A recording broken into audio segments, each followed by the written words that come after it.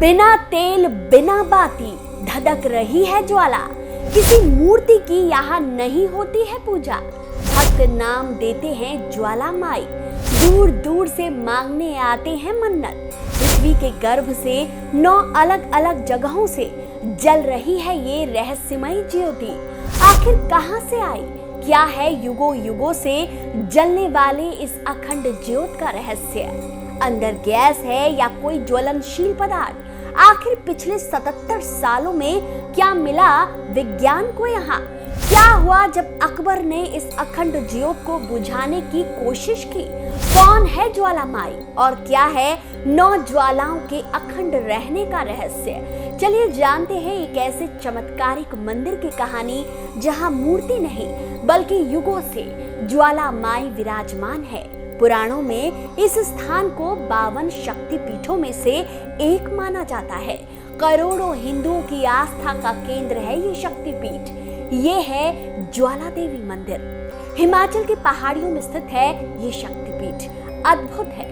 कहते हैं यहाँ किसी मूर्ति के नहीं बल्कि पृथ्वी के गर्भ से 9 अलग अलग स्थानों से निकलने वाली रहस्यमयी ज्वाला माई की पूजा की जाती है। पौराणिक मान्यता के अनुसार यहाँ मां सती की जीभ गिरी थी।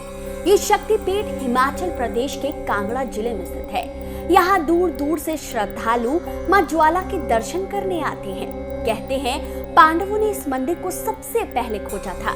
आगे चलकर मंदिर निर्माण के लिए राजा भूमिचंद साल 1835 में पंजाब के महाराजा रणजीत सिंह और राजा संसार चंद आगे आए, जिन्होंने इस मंदिर को पूर्ण कराया।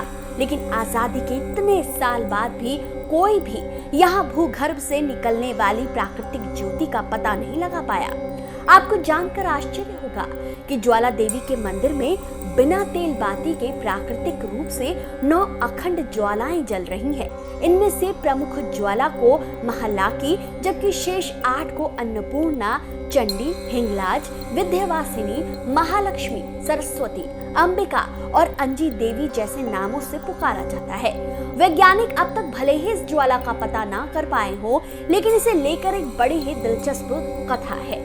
कथा अनुसार माँ के परम भक्त गोरखनाथ को एक दिन बड़ी भूख लगी और उसने माता से कहा कि माँ, आप तब तक पानी गर्म करें, मैं तुरंत भिक्षा मांग कर लाता हूँ। कहते हैं माँ ने आग तो जला दी, लेकिन बहुत समय बीत जाने के बाद भी जब उनके भक्त गोरखनाथ नहीं लौटे, तब तक माँ उनकी प्रतीक्षा करती रही।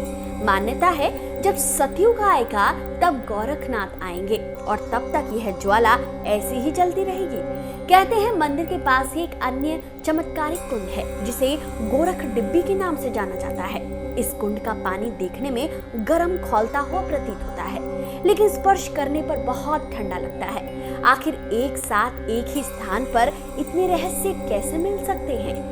कहते हैं ज्वालामुखी मंदिर की महिमा का बखान सतयुग से होता आ रहा है, लेकिन कलयुग में भी शायद ही कोई ऐसा होगा जिसने माँ की महिमा न जानी हो। कहते हैं जब मुगलों का शासन था तब बादशाह अकबर तक भी माँ ज्वाला के चमत्कार की कहानी पहुंची। बादशाह को भी इसे देखने की जिज्ञासा हुई। कहते हैं इसके बाद अकबर अपने सिपाहियों के साथ पवित्र स्थान तक पहुंचा, लेकिन ज्वाला माई की अखंड ज्योत को देखने के बाद उसने इसकी शक्ति जांचनी चाहिए और सिपाहियों के साथ मिलकर इसे बुझाने के लिए एक नहर तक खुदवा डाली। लेकिन लाख प्रयासों के बाद भी उससे ज्वाला नहीं बुझ पाई। अंत में अकबर ने नतमस्तक होते हुए मंदिर में सोने का छत्र चढ़ाया। कहते हैं अकबर द्वारा माँ को भेंट किया ये छत्र एक ऐसी धातु में बाद में तब्दील हो गया जिसे कोई आज भी सही नहीं पहचान पाता। मुगलों के बाद वैज्ञानिकों ने भी ऐसा ही एक प्रयास किया था। जब देश आजाद हुआ तब आजादी को लगभग 10 साल ही बीते थे कि भारतीय वैज्ञानिकों ने निश्चय किया कि वो ज्वालामुखी मंदिर में जल रही ज्वाला के रहस्य का पता लगा कर रहेंगे और उन्होंने ये काम ONGC को दिया।